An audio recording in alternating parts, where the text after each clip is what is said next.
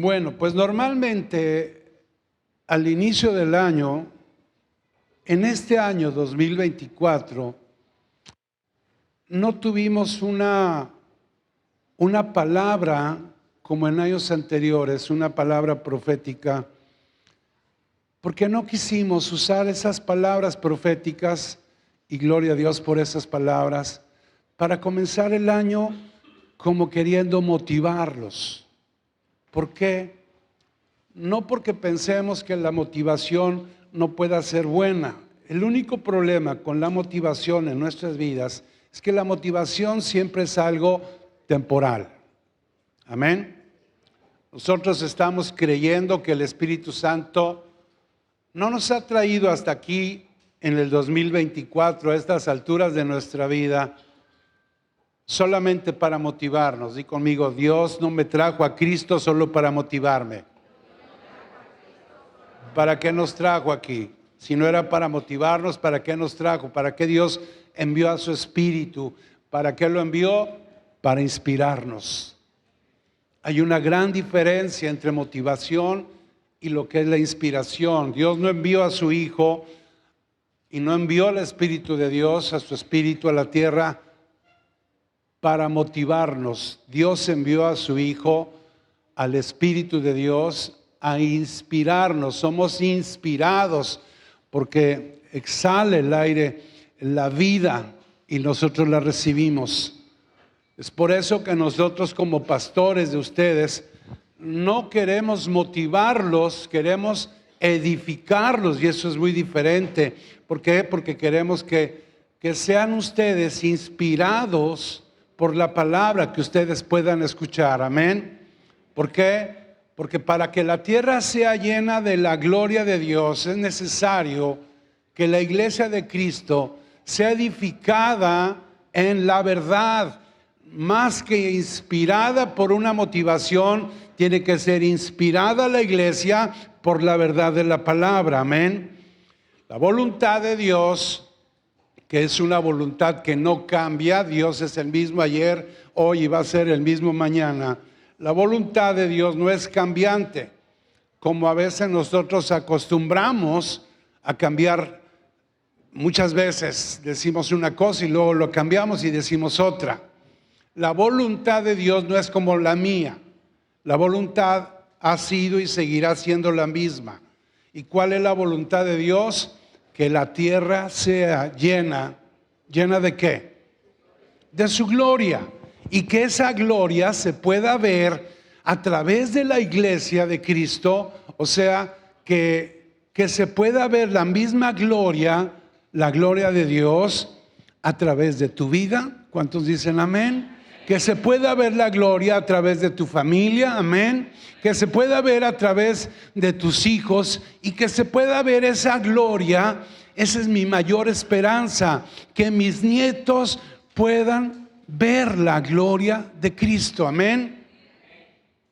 Porque necesitamos que la iglesia se active en la verdad, en el conocimiento de la verdad, porque todos que formamos la iglesia somos los creyentes, el cuerpo del Señor.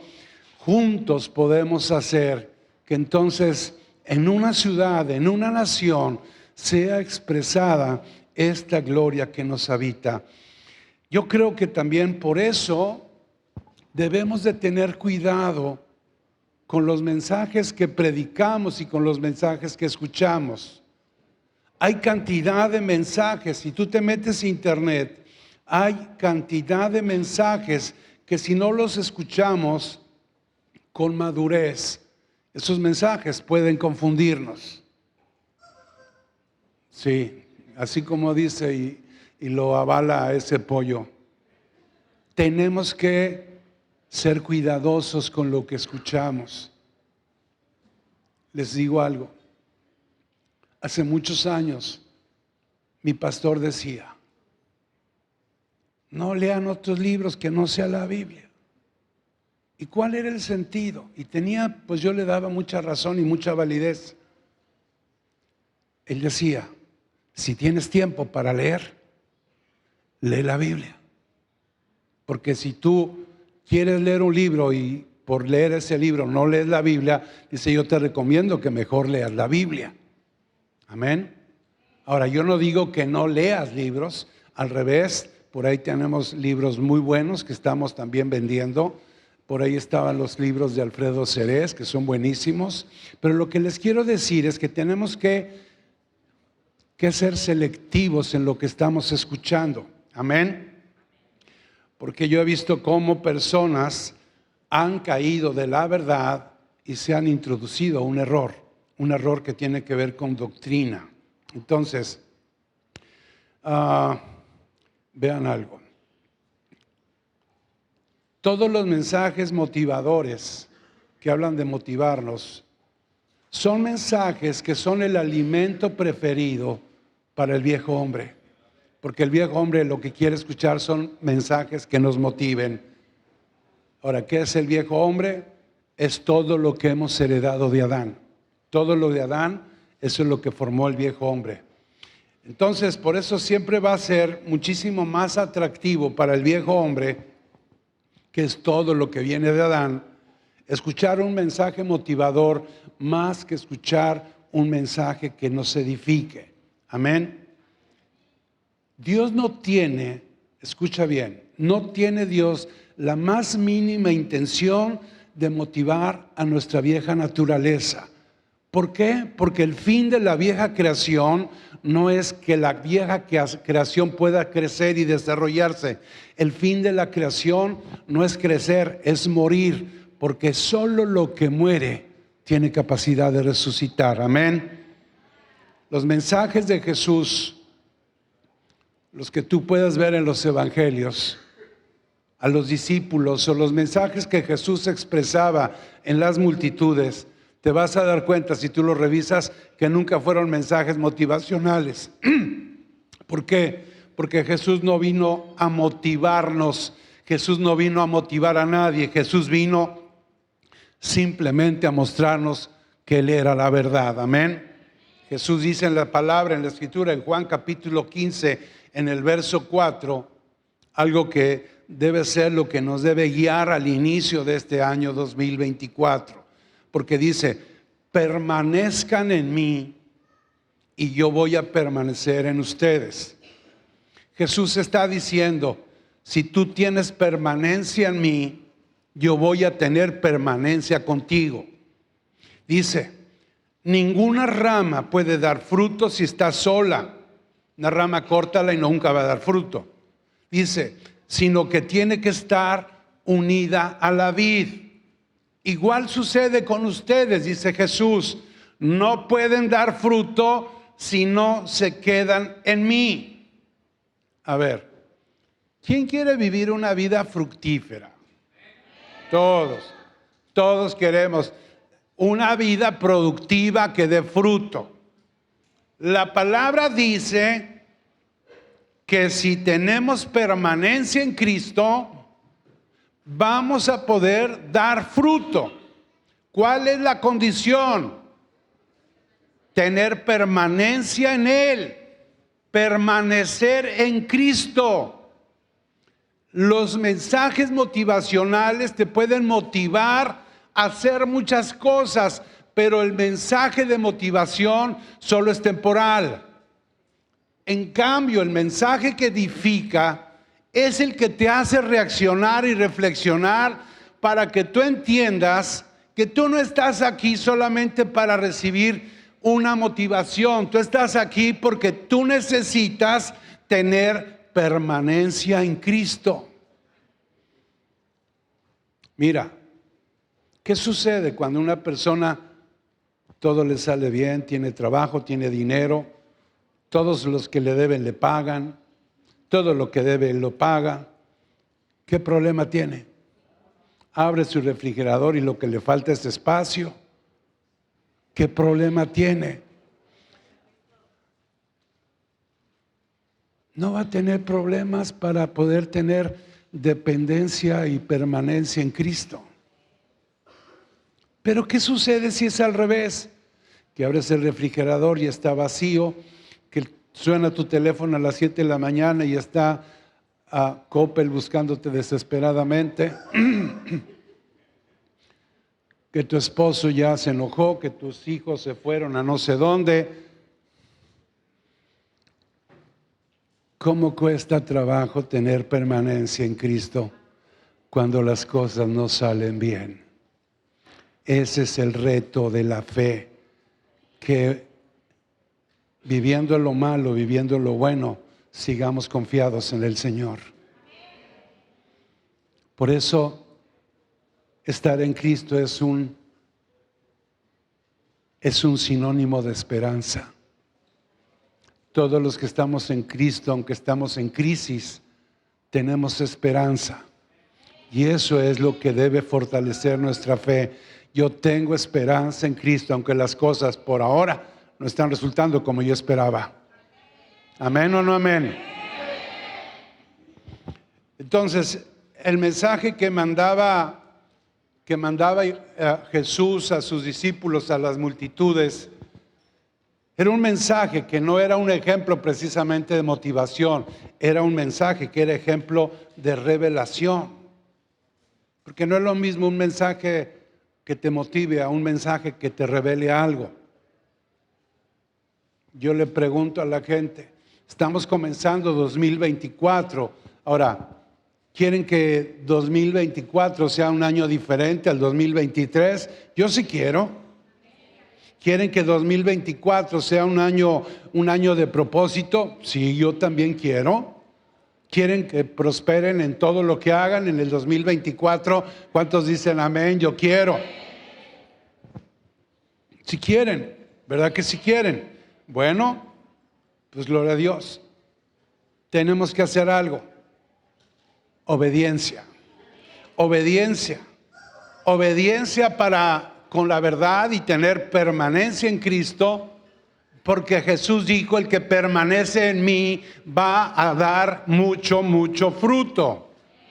Porque dar fruto es la consecuencia de tener permanencia en el Señor. Recuerden, hay una ecuación que me gusta mencionarla.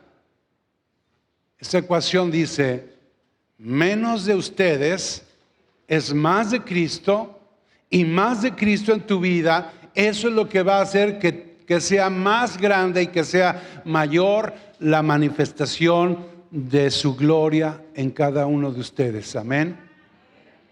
Ahora, ¿quieres dejar de caminar en este 2024 y dejar de tener temor y miedo a cualquier cosa que se está enfrentando a tu vida? ¿Quieren caminar 2024 sin miedos y sin temores? ¿Quieren tener, por ejemplo, en este año, la alegría de poder comenzar y emprender a hacer algo, pero comenzar a hacerlo sin miedo y sin temor? ¿Quieres casarte y tienes miedo de hacerlo? ¡Wow! Pastor, es que estoy enamorado de mi novia, pero tengo más miedo que amor.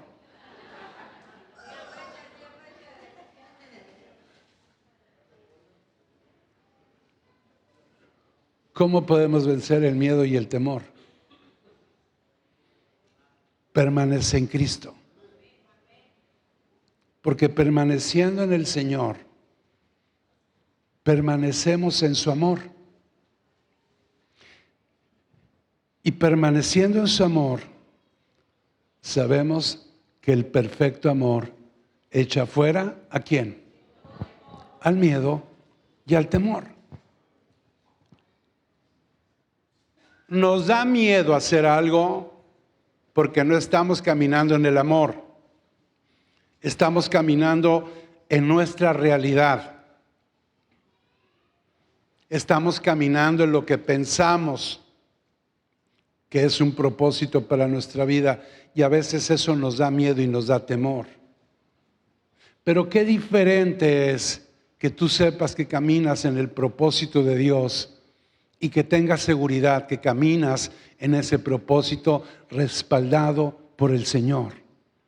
Y que el amor de Dios te hace sentir seguro de que lo que vas a hacer y lo que vas a decidir te aleja de tener miedos y temores. Amén. Quiere decir que si en este año tú tienes permanencia en Cristo, tienes ya asegurado un lugar especial en la zona de la bendición. ¿Por qué razón? Porque todo lo que ya está en Cristo ha sido bendecido. Amén. Si tú estás en Cristo, tú ya has sido bendecido. Es un error a veces pensar que las cosas son las que nos bendicen. Tener cosas no es lo que bendice mi vida. Lo que nos bendice o lo que bendice mi vida es que yo tengo Cristo en mi corazón. Eso quiere decir, mis hermanos, que con dinero, sin dinero, con carro o en camión, en burro, con comida, sin comida, en mi casa, todos los que estamos en Cristo seguimos siendo bendecidos. Eso es algo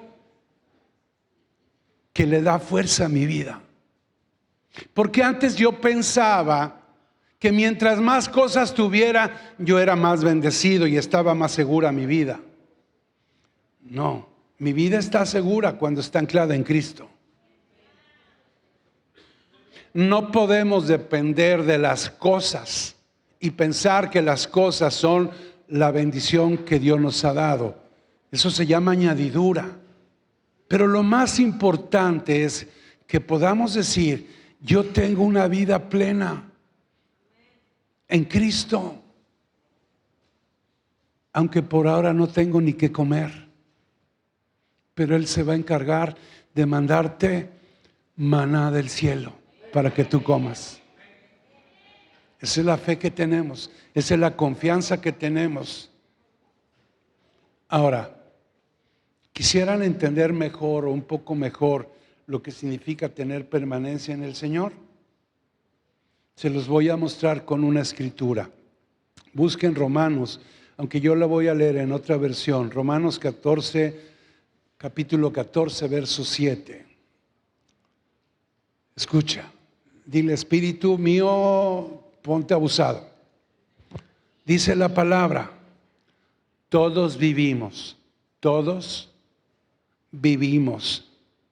para el Señor. Y ninguno vive o muere para sí mismo. Dice el verso 8, si vivimos, para el Señor vivimos, y si morimos, para el Señor morimos. Así que vivos o muertos pertenecemos al Señor. Dice el verso 9, Cristo murió y resucitó por esta razón, para ser Señor de los vivos y de los muertos. O sea que vivo o muerto, Cristo seguirá siendo mi Señor. Amén. Yo creo que alguien que pudo entender por la revelación que recibió de Cristo fue Pablo. Entendió la verdad de lo que estoy yo diciéndote. Por eso vemos que Pablo escribe en la carta a los Filipenses en el capítulo 3, en el verso 7, algo que es impactante, porque dice, todo aquello que para mí era ganancia, ahora lo considero pérdida por causa de Cristo.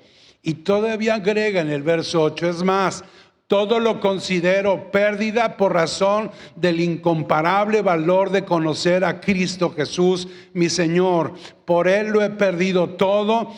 Y fíjate, en esta versión dice, en otras versiones dice, lo tengo por basura. Aquí dice, lo tengo por estiércol. ¿A fin de qué? De ganar a Cristo. ¿Por qué razón Pablo consideraba todo como basura o como estiércol, que es la palabra que usa? Con un fin, con el fin de ganar a Cristo. Dice, y encontrarme unido a Él. Dijimos que Jesús decía, necesitan permanecer en la vid. Si permanecen en la vid, ustedes van a dar mucho fruto, y va a ser un fruto que no es de temporada, es eterno. Dice, no quiero mi propia justicia que procede de la ley, sino la justicia que se obtiene mediante la fe en Cristo, la justicia que procede de Dios basada en la fe. Por eso somos de fe. Pablo dijo, yo he considerado como pérdida todo lo que el mundo considera como una ganancia. Porque siempre el pensamiento del mundo con el pensamiento de un hijo de Dios es totalmente diferente. Pablo no está diciendo aquí que él decidió dejar al pecado. Lo que está diciendo Pablo es que Pablo está decidiendo que Pablo va a dejar a Pablo. En eso se resume. Yo hoy decido que doy de baja al pastor, doy de baja a Daniel. ¿Para qué? Para que se manifieste la gloria de Dios. Pero queremos aferrarnos a lo que somos. Estamos tan encantados con lo que somos. Es que yo nací así, gritona, gritón, enojón, y no sabe cuánto lo disfruto. ¿De veras lo disfrutas? A lo mejor lo disfrutas tú, pero los que están contigo no lo disfrutan para nada. Todo lo que aún los religiosos consideraban que era bueno. Ya saben que los religiosos siempre tienen una lista de cosas que son buenas. Pues aún todo lo que los religiosos pensaban que era algo bueno, Pablo, lo bueno que él era, lo bueno que él había sido en su pasado, cuando entrega sus credenciales y dice quién es. Él dijo, todo eso lo considero como basura. Tú no puedes decir mi vida es una basura. No. Todo lo que yo soy sin Cristo, eso sí es basura. Pero todo lo que soy en Cristo es glorioso.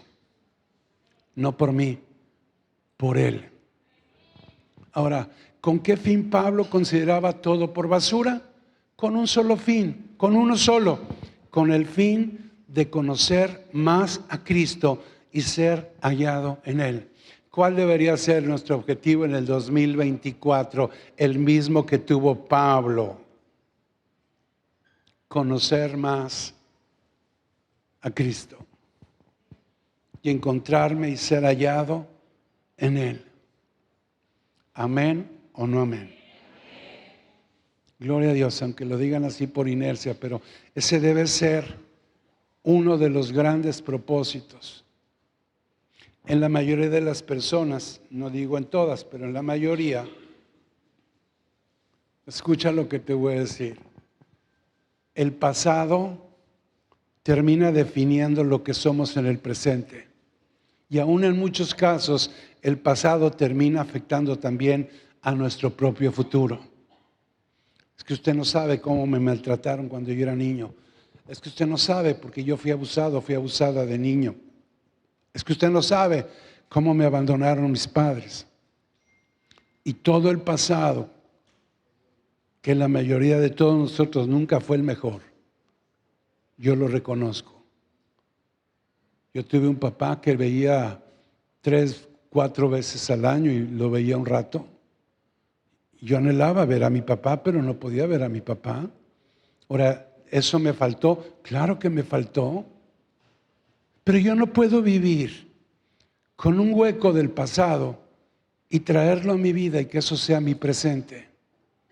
En un momento dado así es cuando estamos sin Dios y sin Cristo. Pero cuando estamos en Cristo, Dios te recuerda y te dice, tú no estás vacío, tú estás lleno. Tú vives en la plenitud, no en la soledad. Entonces no hay razón técnicamente, espiritualmente, para que yo me sienta solo, para que me sienta vacío, a menos que no entienda lo que yo soy en Él. Por eso Pablo decía que lo más importante era buscar conocimiento. Todo lo que hacemos aquí, FDB, Formación de Vida, Conquistadores, no es un programa que pretenda solamente llenar tu cabeza de información bíblica. Lo que hace Formación de Vida, FDB, y lo que hace Conquistadores es que tú seas edificado en una palabra verdadera y que de esa palabra pueda salir ese encuentro que tú tengas para vivir la vida en Cristo y entender que tú eres un hijo de Dios. Pablo, entendiendo esta revelación, Él dejó de profundizar y de analizar su pasado. Yo te recomiendo que hagas lo mismo. Ya no reflexiones en tu pasado, lo que no te dieron, lo que no te hicieron, cómo te fue. Eso ya no necesitas hacerlo. Vivimos a veces enfocados en nosotros y no en Cristo. No te enfoques en ti, enfócate en el Señor. ¿A qué punto? A que cuando te veas en el espejo puedas decir, veo Cristo en ese espejo. Amén. Pablo decidió enfocarse solamente en conocer a Cristo. Esa era la meta. Acuérdate que no se trata de ti, no se trata de mí, se trata de Cristo. Ese es el tema de nuestra vida, el tema de la eternidad. Cristo es el tema.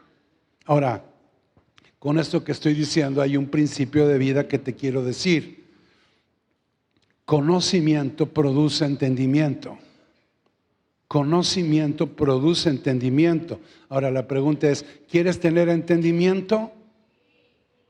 A ver, hay como dos que sí quieren. ¿Quieres tener entendimiento? Comienza a buscar conocimiento. Aquí todos dicen sí. Viene la convocatoria FDB. Sí, tengo ganas, sí, pero estoy cansada y luego cómo me voy en la noche de aquí o tengo que desvelarme a las 9 de la noche, estar en internet por Zoom. Y lo que tenemos son una lista de pretextos.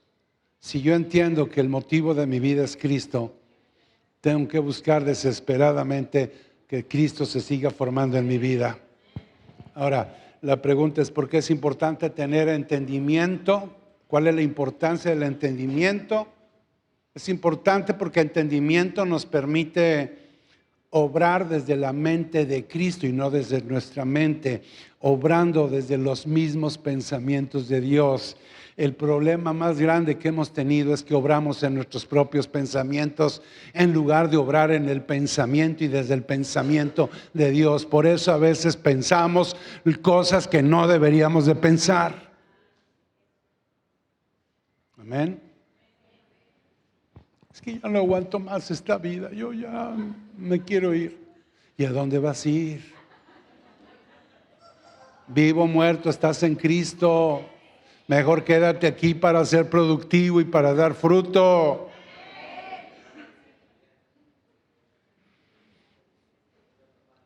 Hablamos del pensamiento de Dios. En la Biblia encontramos el mensaje más importante que podemos conocer, hablando del pensamiento de Dios. ¿Cuál era el mensaje más importante? Es el mensaje aquel que habla acerca del propósito eterno del Padre. Fuimos creados por Dios conforme a su voluntad, amén, pero también conforme a su propósito eterno. Es que usted no sabe cómo nací yo. Miren, es una historia chiquita y es como un chisme chiquito. Soy el menor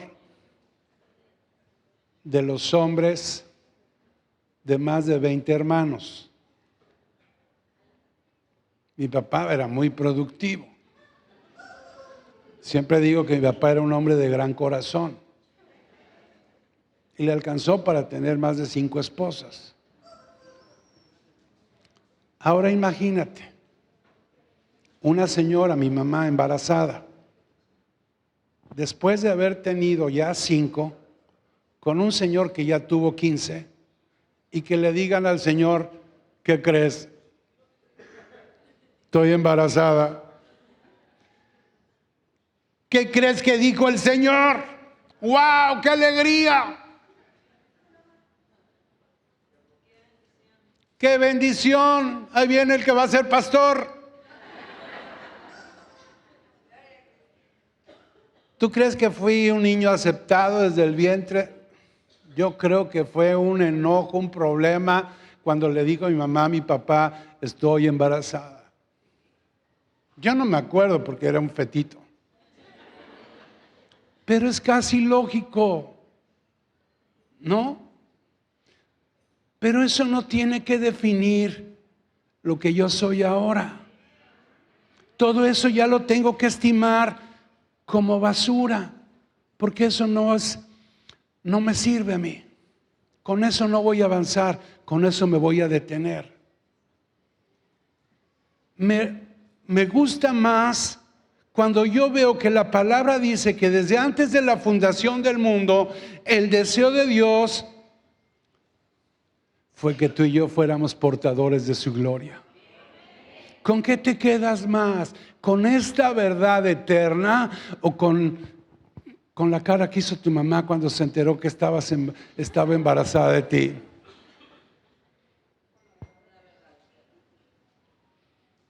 Dios sabía que íbamos a ser portadores de su gloria y que su gloria se iba a terminar manifestando a través de nuestra vida.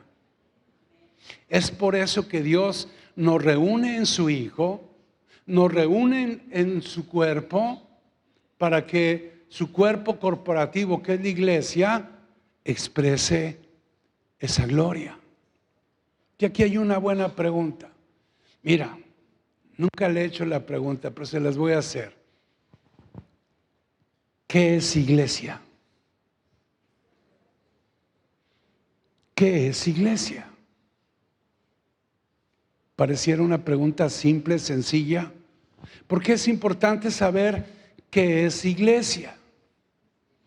De entrada es importante porque existe la posibilidad de que tú y yo estemos formando parte de algo que ni siquiera sabemos qué es. Voy a la iglesia, voy corriendo a la iglesia. ¿Qué es iglesia? Iglesia es Cristo siendo formado en nosotros. Eso es iglesia. En algunas personas yo puedo ver que hay mucha iglesia, en otras personas hay menos iglesia, pero veo iglesia, veo Cristo formándose en ustedes. Iglesia no es un local como este con sillas, con sonido, con audio, con pantallas. Esto es un auditorio, esto es una congregación, pero no es iglesia. La iglesia somos todos. Iglesia es cuánto de Cristo ya se ha formado adentro de mí.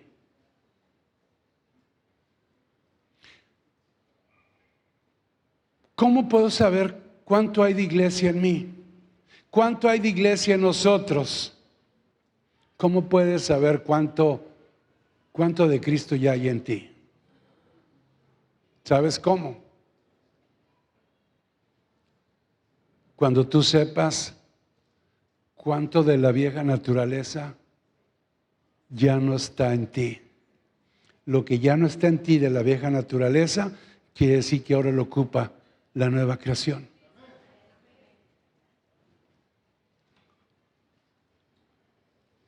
Colosenses 1:18, Pablo dijo que Cristo es la cabeza de la iglesia, que es su cuerpo.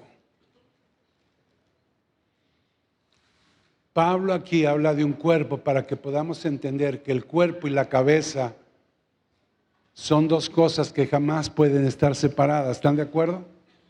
Nunca vas a poder separar tu cabeza de tu cuerpo. Y esa misma analogía la usa Pablo cuando enseña acerca del matrimonio. Escucha lo que te voy a decir.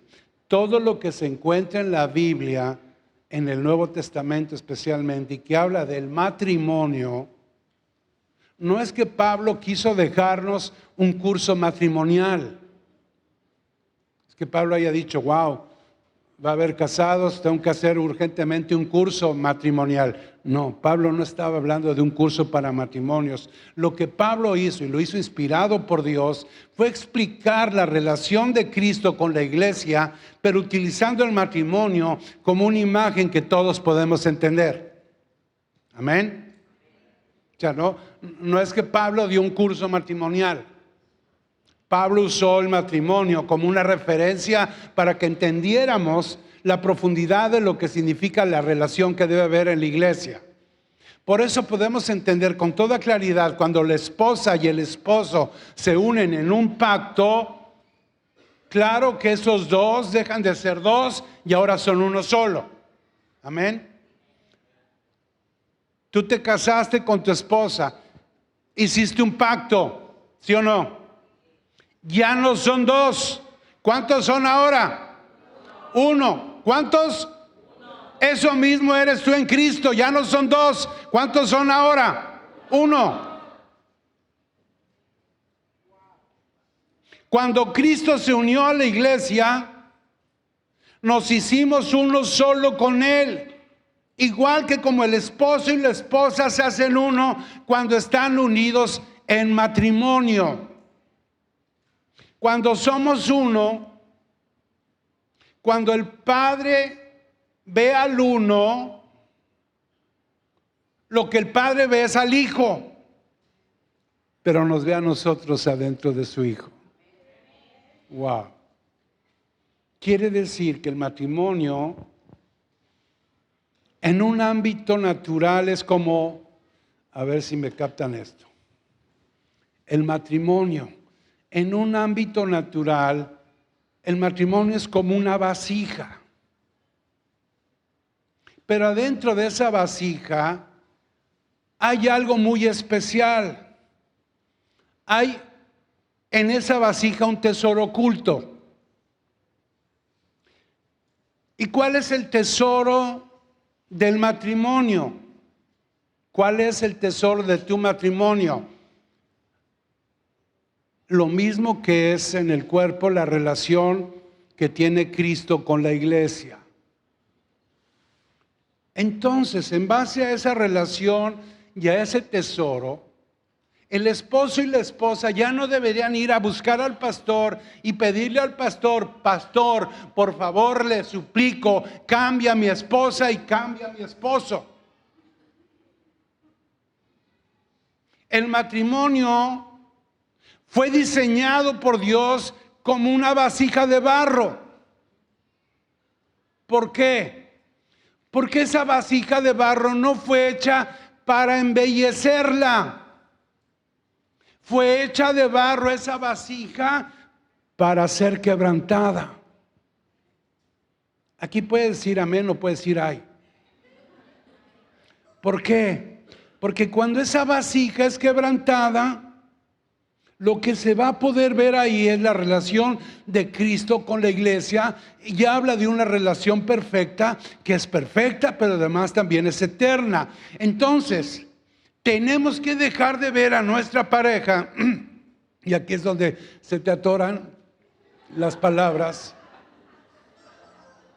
Y esto no fue actuado, me pasó así. Tengo que dejar de ver a mi pareja como una vasija de barro y comenzar a ver en mi pareja el tesoro que está dentro de ella. Wow, qué amén más aguado. Qué bárbaros, de veras. Y se está grabando. A ver, imagínate que alguien te regala un diamante. ¿Cuál es el costo? $1,000,000. Un diamante te lo regala alguien. Un día cualquiera, yo te veo, te encuentro por ahí, lo primero que te pregunto es: ¿qué onda? ¿Cómo estás? ¿Cómo está tu diamante? ¿Cómo está? ¿Dónde lo tienes? Y tú me dices: ¿qué crees? Lo acabo de tirar. ¡Wow! ¿Cómo acabas de tirar el diamante de $1,000,000? ¿Cómo lo tiraste? Sí, ¿sabes qué? Lo tiré porque no me gustaba la cajita que traía como empaque. ¡Wow! Acabas de tirar un diamante de $1,000,000 solamente porque no te gustaba la cajita con la cual venía empacado. Le preguntas a un amigo, a tu mejor amigo, te lo acabas de encontrar en la parada del camión: amigo, ¿cómo estás? ¿Cómo está tu esposa? Amigo, yo estoy bien, pero ya no vivo con mi esposa. Wow. ¿Cómo que dejaste a tu esposa? ¿Por qué la dejaste? No sé, amigo, es que no me gustaba su vasija, no me gustaba la cajita en la que venía envuelta. No nos llevábamos nada bien. Amigo, lo que estás diciendo es que tiraste a la basura el tesoro porque no te gustó la vasija. ¿La tiraste a la basura solo porque no te gustó el empaque de afuera? Amigo, no me lo tomes a mal, pero creo que nunca viste el tesoro que estaba en ella. Nunca viste el tesoro, por eso nunca lo pudiste valorar. ¿Cuántos dicen amén? ¿Cuál es la verdad? La verdad es que el tesoro siempre estuvo en tu esposa, pero no lo has apreciado.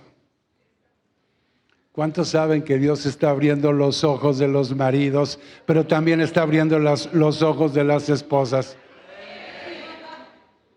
¿Amén o no amén? El tesoro o el diamante de $1,000,000 está dentro de tu pareja. Y le puse 1,000,000, pero en realidad es invaluable. Porque tienes Cristo. Aprende a amar y aprende a valorar el diamante más que amar y valorar el empaque. Se quedaron mudos, sordos.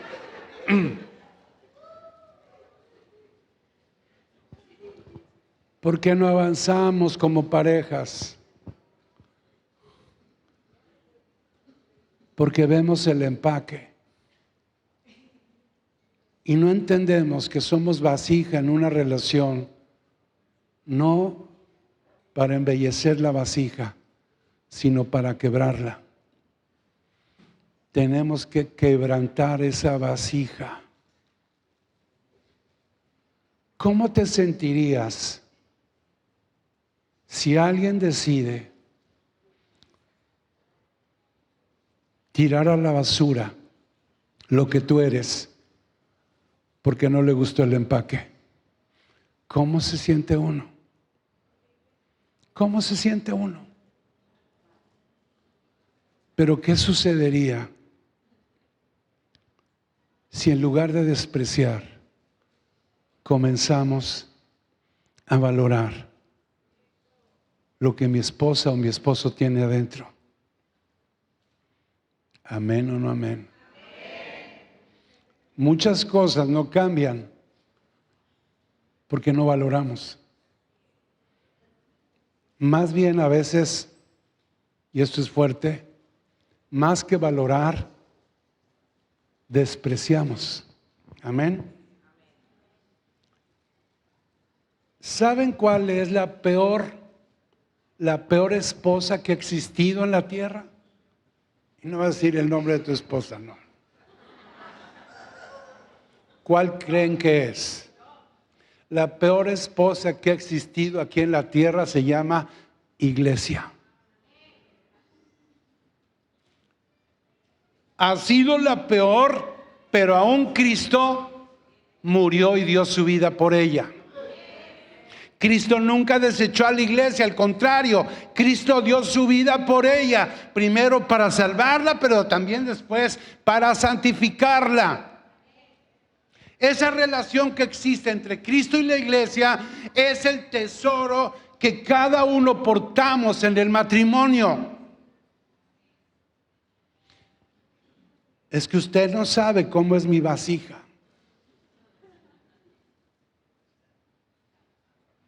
Volvemos a enfocarnos en lo de afuera y dejamos de ver lo que hay adentro. ¿Y saben algo? Lo que hay adentro es glorioso. Amén o no amén. Fíjate con qué responsabilidad tengo que estar predicando eso para hacer primero en mi vida eso una causa. El evangelio no existe para mostrar la culpabilidad del otro. Evangelio es la persona de Cristo que, siendo inocente él decidió morir por los que eran culpables. Eso es evangelio. Jesús dijo: Padre, yo en ti, tú en mí, y yo en ellos, y ellos en mí. Para que eso ocurriera, para que pudiera escribirse esa escritura, Jesús, siendo inocente, tuvo que morir por los culpables. O sea, que siendo justo tuvo que morir por los injustos. Y aquí viene la pregunta sensación. Wow, no sé si me atrevo a hacerla.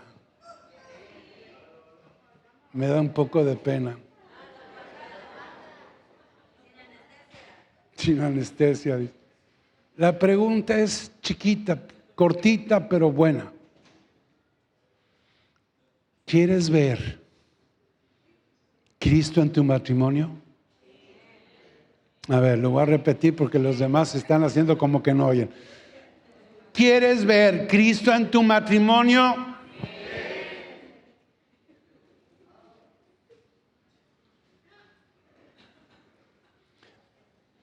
Mi esposo tiene la culpa, mi esposa es la culpable.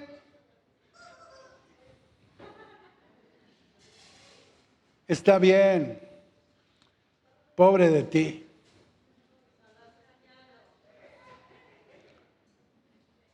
Tu pareja es culpable y tú eres inocente. Aunque ella dice al revés. Eres inocente y tu pareja es la más culpable. El punto es que si de verdad quieres ver Cristo en tu matrimonio, el que se va a tener que morir es el inocente y no el culpable. Wow.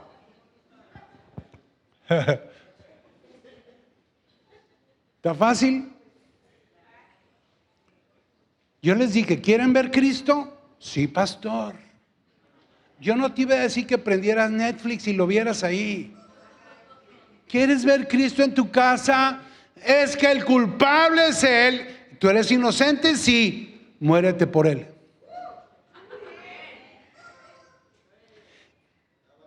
Si hay Cristo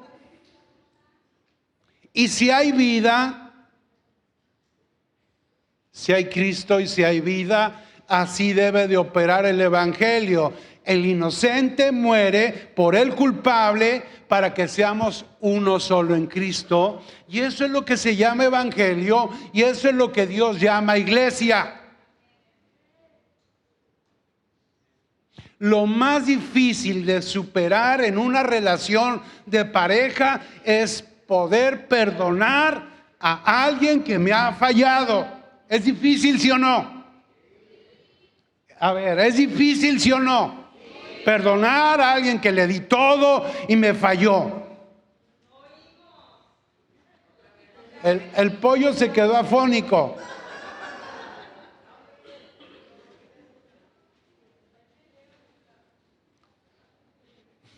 ¿Cuál es la diferencia entre perdonar y justificar? No es lo mismo. El perdón es como una cuenta. Es una deuda que alguien te perdona. Amén. Eso es el perdón. Yo debía una cuenta. Yo voy a un restaurante, voy a Sanborns, consumo, pido la cuenta y perdón es que llega alguien y paga lo que yo debo. Está padre. Cuando hay perdón, la cuenta ya está saldada, la cuenta ya está pagada y ya no hay nada que se nos pueda reclamar. Si tú pagaste mi cuenta por mí, la cajera no puede reclamarme que no le pagué. Amén. Ahora, justificación significa que nunca hemos pecado. ¿Cómo? Todos sabemos que ninguno de nosotros ha sido justo. ¿Cómo lo sabemos? Porque la Biblia dice que Dios no encontró a un solo justo. ¿A cuántos no encontró? A ninguno. Justificación significa que Dios nos colocó en el justo.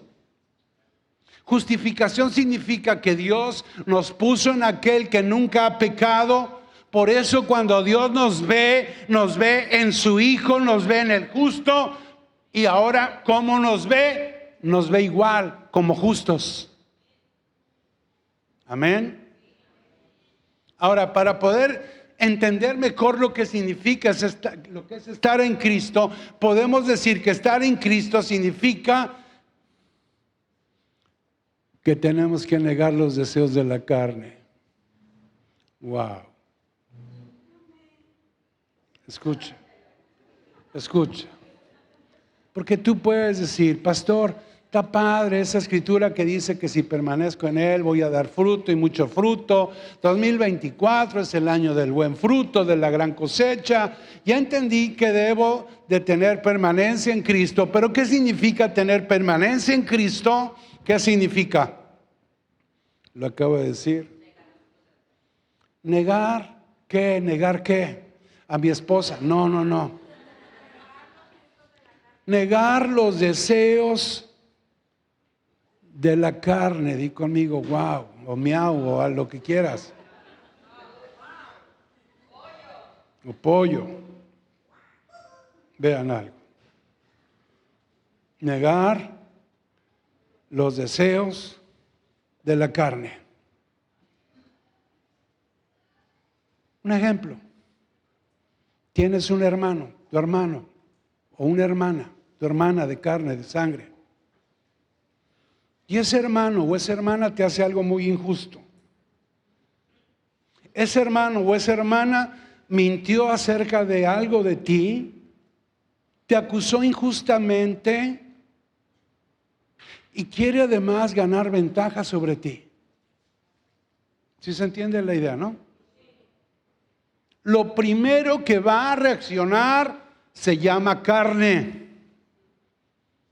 Lo primero que hace la carne es ponerse en modo justiciero, no justicia. Modo justiciero. ¿Cuál es modo justiciero? La voy a matar, la voy a ahorcar, se va a morir. La carne nos va a hacer ver que eso que nos hicieron no es justo. Y lo primero que me va a brotar en el corazón es, voy a ir buscando al pastor, corriendo para acusar al hermano o a la hermana. Eso es en modo carne. Pero en modo espíritu. Pero en modo nuevo hombre. ¿Quién está en ese modo? Nuevo hombre, nueva creación. ¿Quién está en Cristo? ¿Quién permanece en Cristo? ¿Qué es estar en Cristo? ¿Qué es permanecer en Cristo? Ahorita lo voy a decir. La palabra dice que tenemos que llevar todo pensamiento cautivo a la obediencia ¿de quién? De Cristo. Y en lugar de demostrar que somos inocentes, en lugar de demostrar que mi hermano es culpable, yo tengo que entender que Cristo murió siendo inocente, murió por mi culpa, que yo sí era culpable. Entonces, si yo me quiero expresar como un hijo crucificado, en lugar de defenderme, tengo que amar a mi enemigo. Tengo que amar a mi hermano, a mi hermana, el que se quiso pasar de la raya. En lugar de querer demostrarle a todo mundo y gritarle a todo mundo que es culpable. ¿Qué es lo primero que quiere hacer la carne? Demostrarles a todos que yo soy víctima y que él es culpable o ella es la culpable. Amén. Y tratar de demostrarles a todos la culpabilidad de esa persona. Si quiero yo expresar Cristo en mí y quiero mostrar que tengo permanencia en Él, tengo que amar al que se está pasando de raya. Tengo que amarlo al que me acusó injustamente. Tengo que amarlo como Cristo me ha amado a mí. Ahí vas a crecer. Ahí va a haber crecimiento. Amén. Si tú haces lo que yo te estoy diciendo, la primera que se va a levantar es la carne. La primera que va a poner grito en el cielo es la carne, que se va a querer rebelar a esa decisión que yo voy a tomar. Porque la carne solamente busca provecho para sí misma. Cuando alguien te hace daño, y yo les digo, a ver, realmente, vamos a confesarnos. Este es como el confesionario de Big Brother. Vamos a confesarnos. Te hicieron daño. Realmente platícame. A ver, hasta me voy a sentar. Platícame algo. ¿Qué te gustaría que le pasara? No, pastor, pues no sé si un camión o un tráiler o un tren. Pero que algo así lo golpeara. La carne nunca va a querer pensar en hacerle un beneficio, un bien a alguien que te hizo mal. Amén. La carne nunca se fija en hacerle un bien a los demás. La carne es egoísta. Quiere una autosatisfacción. Y eso hace que la gente se sienta bien. Por eso empecé a hablar de motivación, porque eso es lo que me motiva, pastor, sentirme bien. Amén. Termino con esto, hago un resumen de todo lo que hablé hoy. Comencé diciendo que a diferencia de los años pasados, en este año no quisimos dar una palabra profética para que tuvieran de inicio una palabra que los motivara. ¿Por qué? Porque pensamos que la motivación es temporal y lo que queremos es que puedan caminar más que motivados, que caminen inspirados por el Espíritu de Dios. También mencioné la importancia de edificar la iglesia en la verdad para que la tierra entonces sea llena de su gloria, la gloria de Dios, entendiendo que los mensajes motivadores no van a ayudar a edificar iglesia con un propósito, van a motivarnos, pero no vamos a edificar iglesia. También te recuerdo que puse énfasis resaltando la necesidad de permanecer en Cristo para poder obtener nuevos resultados y dar en este año fruto abundante y prosperar en todo lo que hacemos. Amén. Y se menciona también, hablando acerca de la bendición, diciendo que la bendición no está en lo que yo tengo, sino en lo que somos en Cristo. Cristo es nuestra mayor bendición. Y terminé haciendo esta analogía del matrimonio de una pareja para poder explicar lo que es la relación que tiene Cristo con el cuerpo de Cristo. Amén. Amén, amén. ¿Qué les parece? Bueno, también terminé finalmente tratando de que entendieran lo que es el perdón, la justificación, como llamando su atención para que ustedes sean perdonadores profesionales. Ya no amateurs, profesionales. Amén. Voy a pedirles que se pongan de pie. Quiero hacer una oración para hacer un cierre en este mensaje.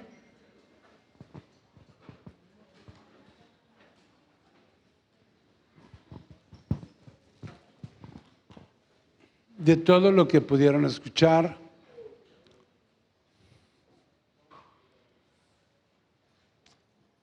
Todo puede ser bueno y útil en tu vida si tú lo vives. Si solamente lo escuchas, pero no lo pones en obra, no lo practicas, es un mensaje más. Pero vamos a hacer una oración. Cierra tus ojos ahí donde estás. Quiero que nada más estén tus oídos abiertos para escuchar lo que voy a orar. Señor, tú conoces a cada uno de tus hijos, cada uno de los que están aquí parados escuchando lo que estoy diciendo, Dios. Tú eres su paz, tú eres su fuerza, tú eres su luz. Y tú conoces en qué área, Señor, ellos han sido débiles y están mostrando debilidad, pero también les enseñas en qué áreas ellos tienen fuerza y fortaleza tuya, Dios. Yo oro, Dios, para que cada uno de ellos, Señor, sea tan humilde, tan sencillo, de permitir que tú hagas la obra, y que la obra es que tú trabajes en ellos, tú los convenzas con amor, para que ellos acepten el mensaje y puedan entonces participar de tu propósito eterno. Gracias porque tú les das esperanza. Lo que ellos no podían hacer, ahora lo van a poder hacer, Señor. Lo que ellos habían pensado que era difícil, ahora ellos van a ver que es una bendición que tú estás poniendo en sus manos.